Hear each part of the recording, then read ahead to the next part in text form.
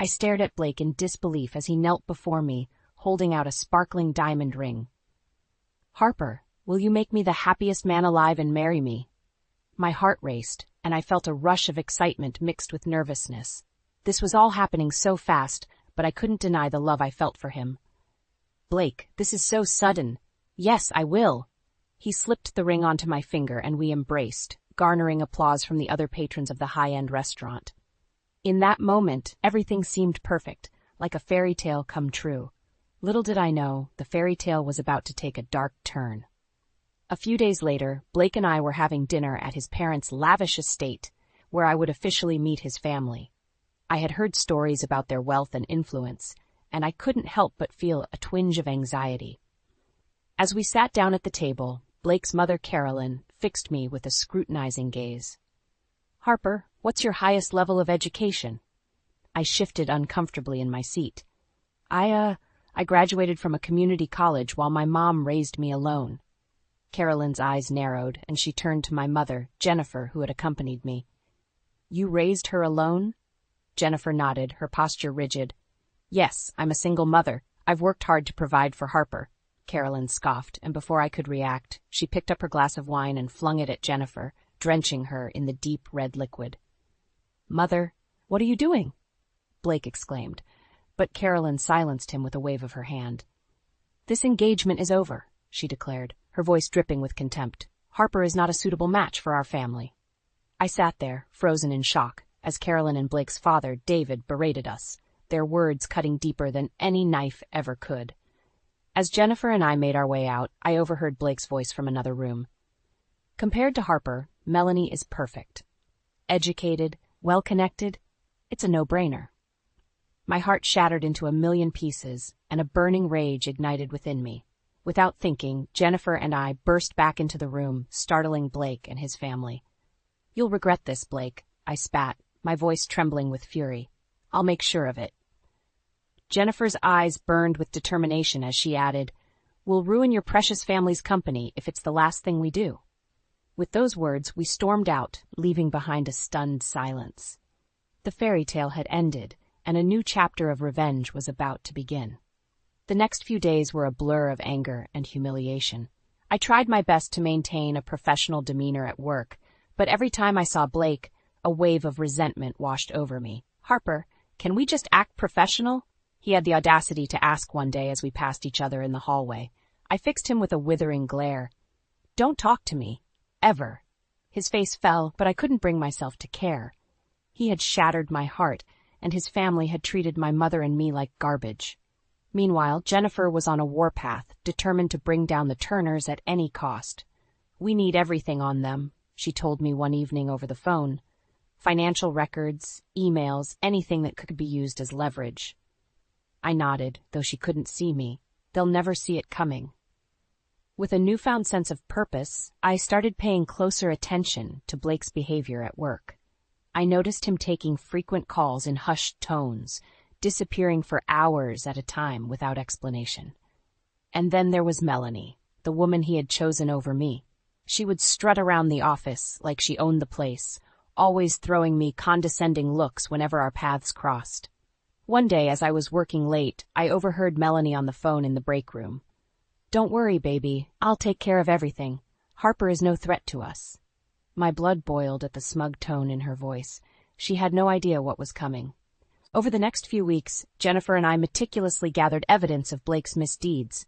Financial statements that didn't add up, emails discussing shady business deals, even recordings of him bad-mouthing his own family.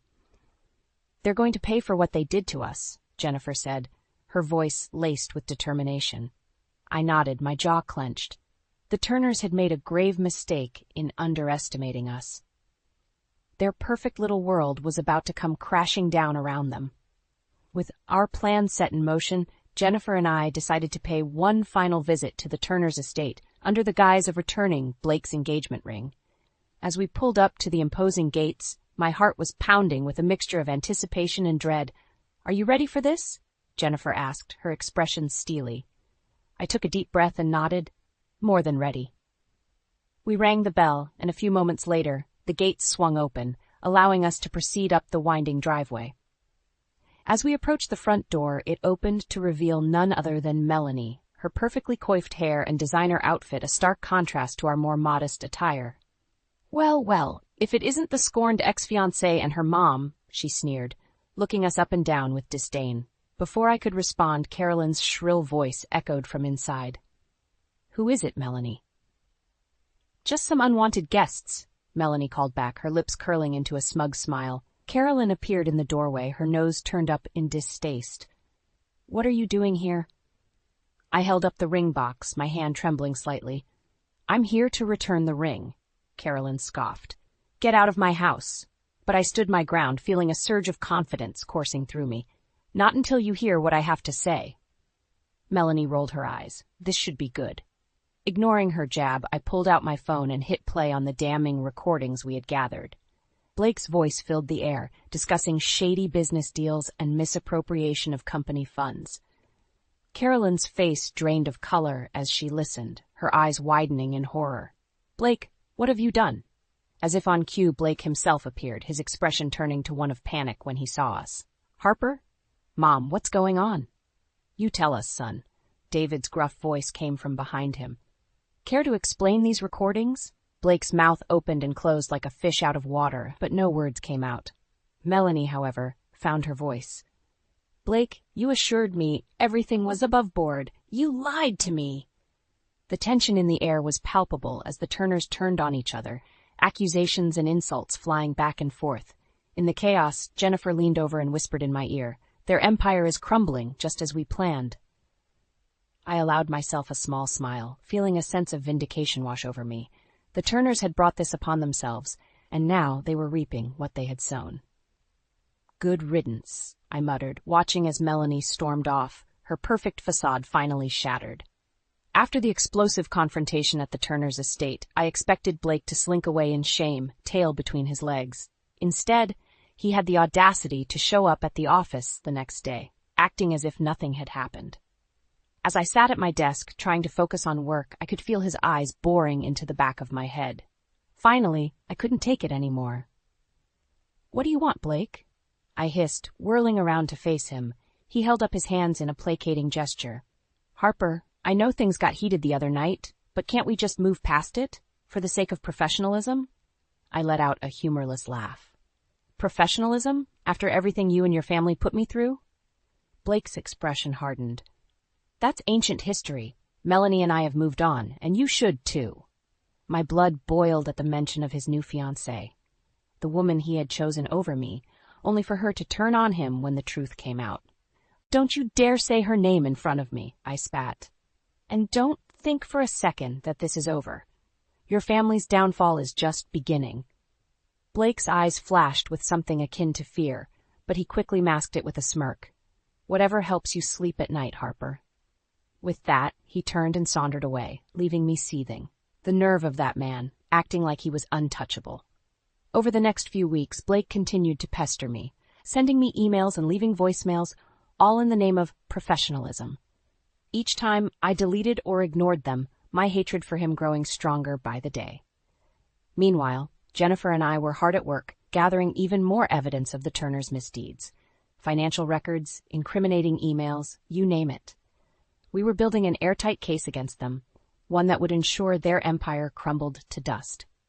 And then there was Melanie. The woman who had once looked down her nose at me now seemed lost and adrift, her perfect life in tatters.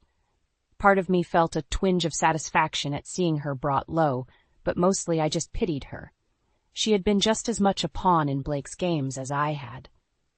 As the weeks turned to months, the walls continued to close in on the Turners. Their once mighty company was hemorrhaging money and clients, and rumors of their shady dealings were beginning to circulate in the media. Through it all, I remained focused and professional, letting my work speak for itself. And whenever Blake tried to engage me, I shut him down with a withering glare or a curt "leave me alone." The time for words was over. Now, it was time for action. And Jennifer and I were ready to deliver the final blow that would bring the Turners to their knees. As the weeks passed, my determination to bring down the Turners only grew stronger. Jennifer and I spent countless hours poring over the evidence we'd gathered, looking for any weak spots in their armor. "We need to hit them where it hurts the most," Jennifer said one evening, her brow furrowed in concentration. "Their reputation, their finances, everything." I nodded in agreement. "They'll regret the day they ever crossed us." Meanwhile, at the office, I couldn't help but notice Blake's behavior becoming increasingly erratic. He would disappear for hours at a time, only to return looking disheveled and stressed. I couldn't help but wonder what shady dealings he was up to now. One day, as I was leaving for the evening, I caught sight of Blake in a heated conversation with a man I didn't recognize. Their voices were hushed, but the tension was palpable. "You have to take care of this, Blake," the man hissed. "Your family's reputation is on the line." Blake ran a hand through his hair, his expression one of pure desperation. I know. Just give me a little more time." As they parted ways, Blake caught sight of me and froze, his eyes wide like a deer in headlights. Before he could say anything, I turned on my heel and walked away, my mind whirling with questions. What kind of trouble was Blake in now? And more importantly, how could I use it to my advantage? Over the next few days, I made it a point to keep a closer eye on Blake's comings and goings. I noticed him taking more and more clandestine meetings, always with different, shady-looking characters. It was clear that whatever he was involved in, it was deep and far-reaching, and if my hunch was correct, it could be the key to finally bringing down the entire Turner empire. As I shared my observations with Jennifer, her eyes lit up with a fierce determination. "We need to get to the bottom of this," she said, her voice steely. "No matter what it takes." And so we hatched a plan. We would tail Blake, document his every move, and gather as much evidence as possible about his secret dealings. It was a risky move, but one we were both willing to take. The first few times we followed him, it was relatively uneventful. Blake would meet with his associates, exchange hushed words and cryptic documents, and then go on his way. But then, one night, everything changed. We had been tailing Blake for hours, watching as he bounced from one seedy location to the next. Finally, he pulled up to a rundown warehouse on the outskirts of town. "This is it," Jennifer whispered, her grip tightening on the steering wheel. "I can feel it." We watched with bated breath as Blake slipped inside, disappearing into the shadows. After a few tense minutes, we decided to follow, our hearts pounding in our chests. What we saw inside that warehouse would change everything. After months of meticulous planning and gathering evidence, the time had finally come to confront Blake and his family head-on. With a deep breath, I steeled my nerves and rang the doorbell of the Turner estate, Jennifer by my side. The door swung open, and there stood Melanie, perfectly coiffed as always. Her eyes widened in surprise when she saw us. Well, if it isn't the scorned ex and her mother," she sneered. "Come to beg for scraps." Before I could respond, Carolyn's shrill voice echoed from inside. "Who is it, Melanie?"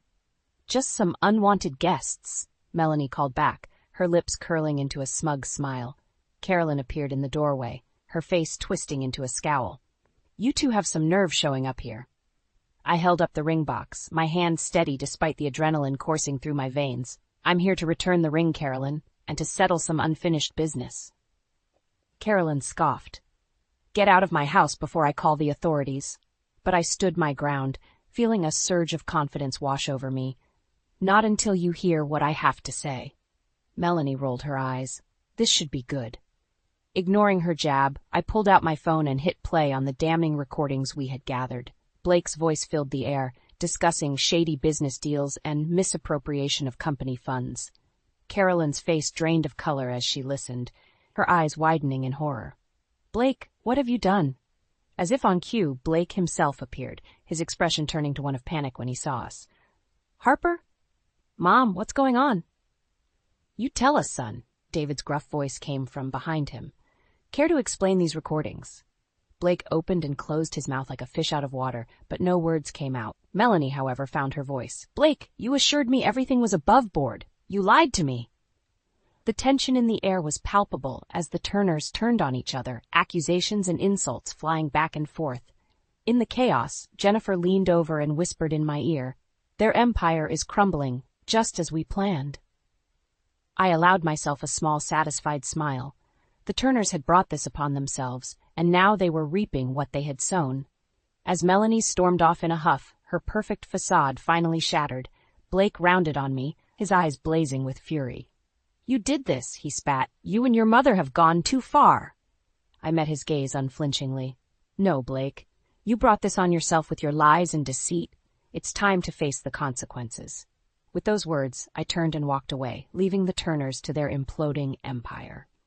The battle had been won, but the war was far from over. The fallout from our explosive confrontation at the Turner estate was swift and severe. Blake's family was in complete disarray, their carefully constructed facade crumbling around them. As the news of Blake's shady dealings and misuse of company funds hit the media, the Turners found themselves under intense scrutiny from the public and the authorities alike. Carolyn and David were forced to make a humiliating public statement, apologizing for their son's misdeeds and vowing to cooperate with any investigations. But even as their empire teetered on the brink of collapse, the Turners remained defiant, lashing out at anyone and everyone they could. Blake, in particular, seemed to have lost all sense of reason.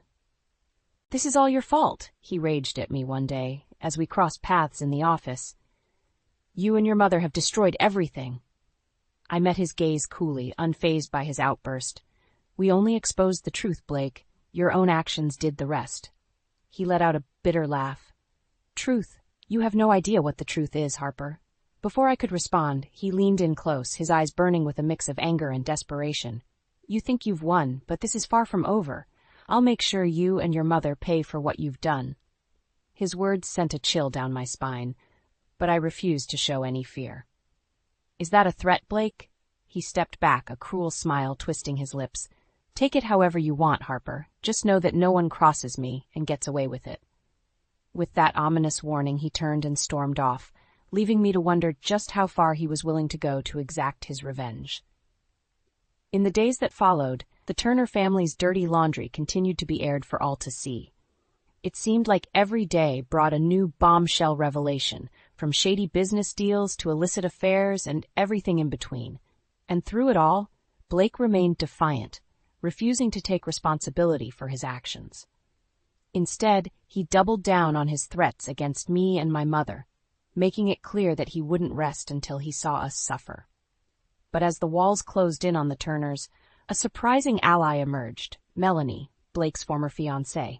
Scorned and betrayed by the man she thought she knew, she had no qualms about spilling every sordid detail of their relationship and Blake's misdeeds. "He lied to me from the start," she revealed in a tell-all interview. "I was just another pawn in his game, a means to an end." As Melanie's revelations hit the airwaves, the public's outrage towards Blake and his family reached a fever pitch. Protests erupted outside the Turner estate, with people demanding justice and accountability. And through it all, I remained steadfast, my resolve only strengthened by the knowledge that we were on the right side of this battle. Blake and his family had brought this reckoning upon themselves, and now they were facing the consequences of their actions.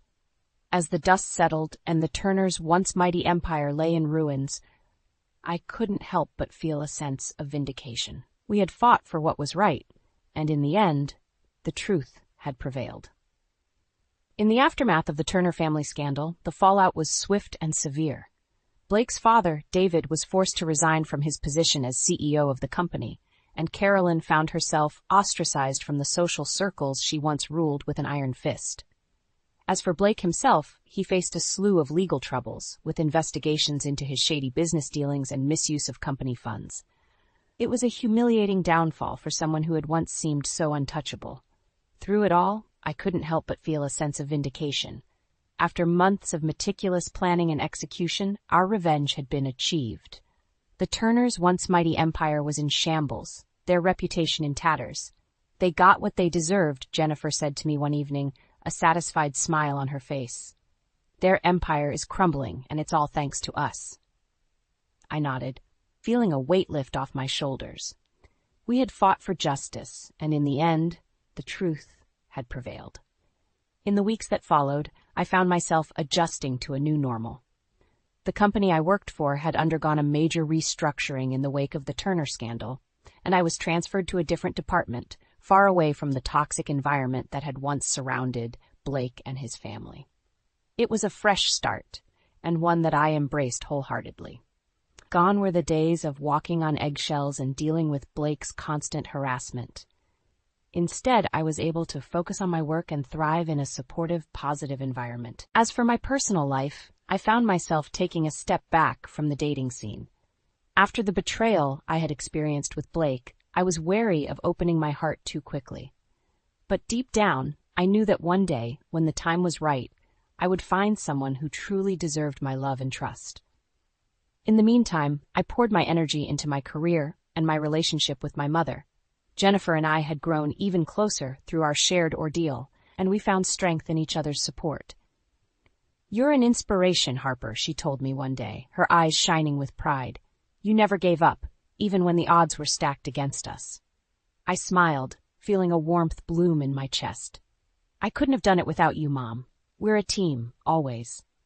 As the months passed, the Turner family scandal faded from the headlines, but the lessons I had learned would stay with me forever. I had seen firsthand the consequences of greed, deceit, and entitlement, and I vowed never to let those toxic traits take root in my own life. Instead, I focused on cultivating patience, discernment, and a strong moral compass. I knew that true happiness and fulfillment could only come from living an authentic, honest life, something that the Turners had clearly failed to grasp. And as for the future, well, the possibilities were endless. With the weight of revenge lifted from my shoulders, I felt free to pursue new opportunities and embrace whatever challenges life had in store. One thing was certain: I would never again let anyone underestimate me or treat me like a second-class citizen. The Turners had learned that lesson the hard way, and I was all the stronger for it.